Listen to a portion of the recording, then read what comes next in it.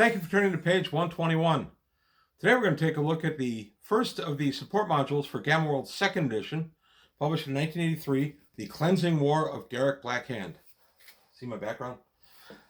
This was, as I say, the first supporting material and one of only two that came out to support Gamma World 3rd edition in 1983. We got quite a few Dragon articles to support 2nd edition, and we didn't get any more modules. This one and one other, and that was it until Gamma World 3rd edition was published in 1986. Personally, my second favorite version of Gamma World is the 2nd edition. We played the heck out of this thing until the publication of 4th. And even at that, we used pieces of 2nd rather, in our campaign. This module I'm going to pick on a little bit.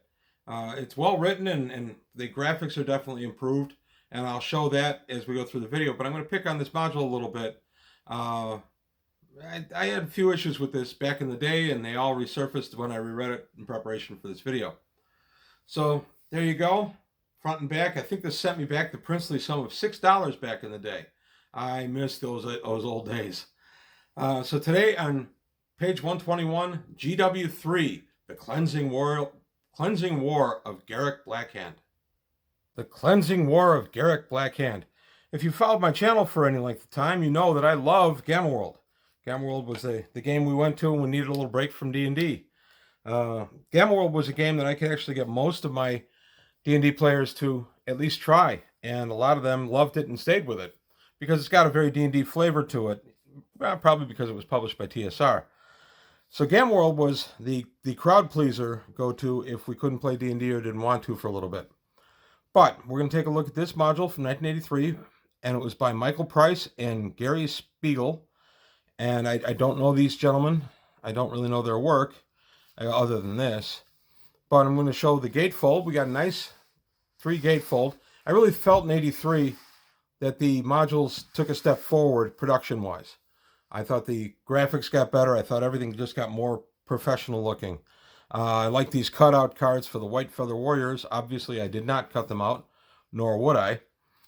But it was interesting to have the NPCs presented in this way, because if you go to the front here, you've got all your stats here, and the back here, we've got what alliances they're with, or mutations, or anything like that.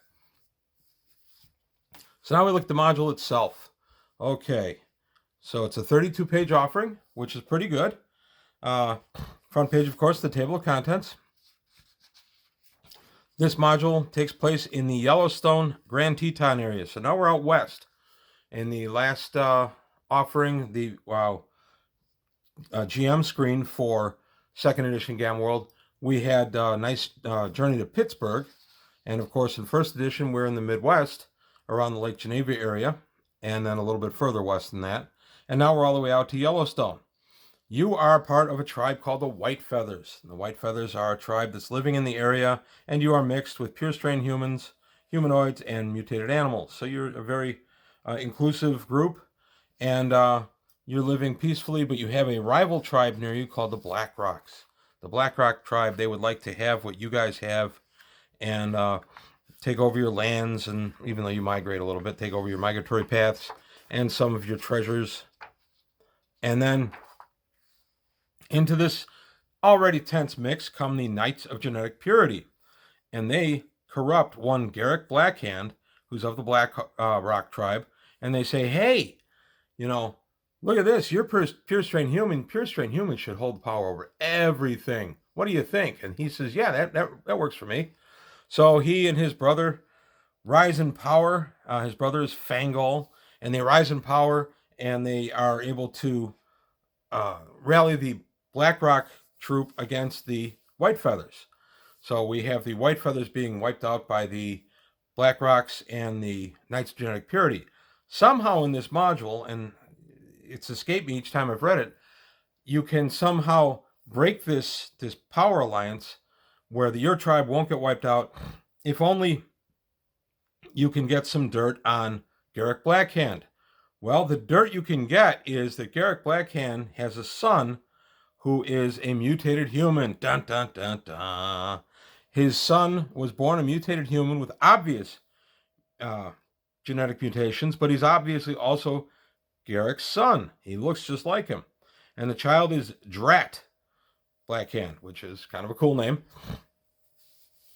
So to save your tribe, you have to go out and find not only the diary that Garik Blackhand has foolishly kept all these years, detailing all the details about his son and the son's a mutant and things like that. By the way, the son couldn't be slain because of strong prohibitions against infanticide within within Garik's tribe. So he can't do anything about it. So he hides the kid away in an old ranger station in Yel'stone, as they call it. That's fine. And then your first part of your mission is to find the diary that tells all the location of the kid, and then your second part is to actually find the kid, and you bring him forward and you say, "Hey, look at this. This guy, he had a mutated kid. So Knights of Genetic Purity, look at this guy," and they'll say, "Oh, he's unpure," and they'll pull their backing and maybe even attack him, and then the Blackrock tribe will pull back and say, "Oh, well, we were wrong. Sorry about that, White Feathers." Except that doesn't make any sense to me. If the Blackrock had already gone this far in their ambitions, they wouldn't pull back just because of a little, what amounts to be societal inconvenience. It just didn't make any sense to me. I have a feeling a lot of this module ended up being edited onto the cutting room floor, as they say. I think there was just too much taken out of this. Also, this feels very much like the king sending you on a mission in D&D. I like those just fine. I like modules that do that just fine. It's just that I don't like when Gamma World parrots that, and that's what this module did. So we get to adventure, and we meet a lot of pure strain humans that are working for the Knights, and we meet a lot of mutants and stuff too. Podogs, Knights on Podogs, one of my favorite tropes out of Gamma World. And then we have to deal with a timber bot, the ecology bot Timber Cruiser. And there's some pretty cool stuff. You can ride the giant eagles of the area, and you get to Garik's headquarters, and you get to find all kinds of bad guys there. Garik's headquarters is kind of on a hover truck that he's got set up with a yurt, and they just kind of go from place to place in this little mobile headquarters. And then here's Garik's headquarters with the various pure strain humans that are working for Garik. And then we're going to go look for Drat Blackhand. We found the diary. Now we know where Drat is being stashed. Well, to further confuse things, Garik has a substitute mutated kid that the party can find and bring back, thus discrediting themselves. This leg of it also confused me a little bit because, again, I didn't understand the value of discrediting this guy. This is a fight for survival. I mean, this is not about making political hay. It's about surviving. I didn't see where the events of this module would help you in the whole survival end. We did, however, get to see a Komodos, which is basically a dragon in Gamma World. I always love those. Nice player's map of the area. And then the area around the cabin and ranger tower. And then we get the map of the upper cabin and then the cabin cellars, which for all the world looks just like a dungeon. But I don't mind that. Gamma World was derived from AD&D. I'm okay with that. It's just this one felt too much like it could be a D&D story. Gamma World modules suffer from the fact that people get overly civilized. I like Gamma World to be a hardscrabble, hand-to-mouth existence where you're just, struggling through the ruins, as opposed to you've set up a society and now you have to worry about some of the mores of that society. I find it better to just kind of go out and just play some Gamma World.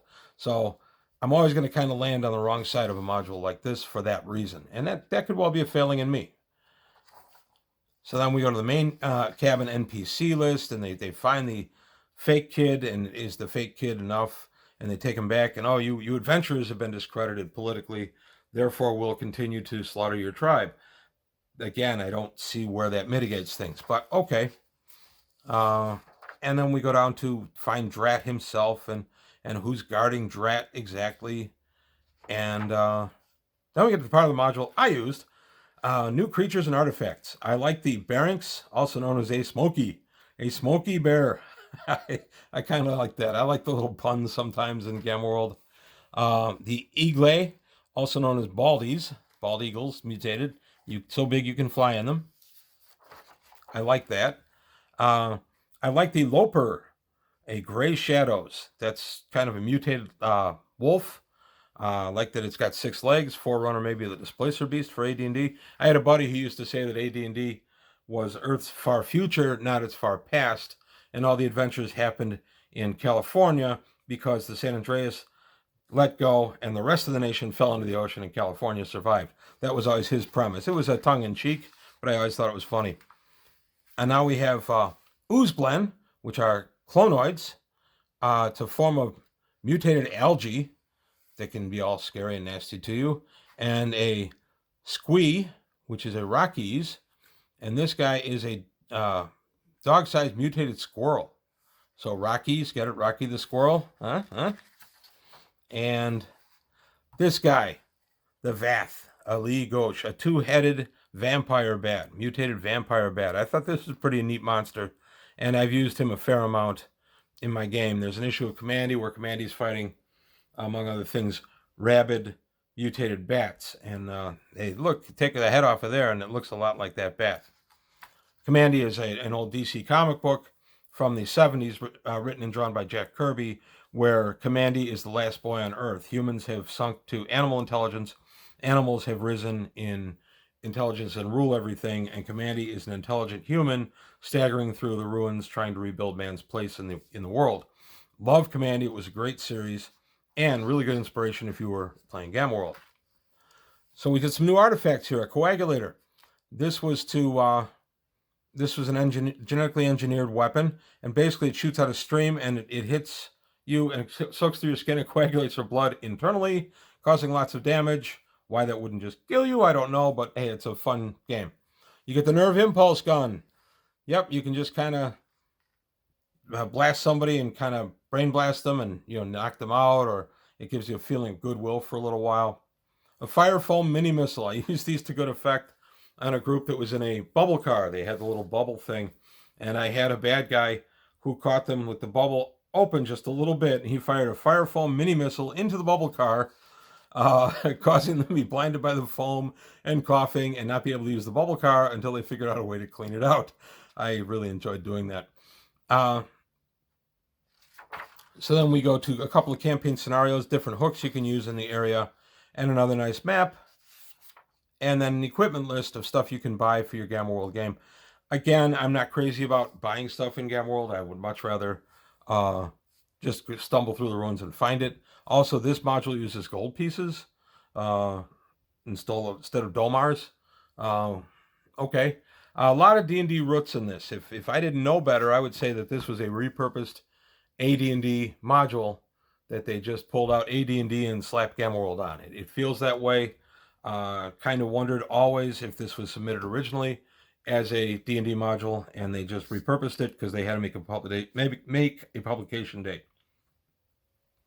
The writing in it is really good. The nostalgia is fantastic. Never to be beat. I didn't run this module because I really didn't find the premise that spoke to me. It left me cold as far as trying to discredit this tribe that's trying to wipe you from existence. That just didn't connect with me. Why would discrediting them politically have anything to do with their desire to wipe you from the face of the land? But maybe that's just the way my brain works. I don't know. This module is available on DriveThruRPG for about $5, and I do recommend it. It's a lot of fun if you've never read it. It's fun. There's some nice NPCs in here that can be pulled out and used for other things. And if this story is something that you really like, hey, that's good too. I'm not knocking it. It's just it didn't speak to me. So a Gamma World product that I was a little less than crazy about, but is probably still in my library, is GW3, The Cleansing War of Garik Blackhand. So that's it for today on page 120. Page 121. I hope you liked what you heard and saw. If you did, please like and subscribe. And I'll see you next time.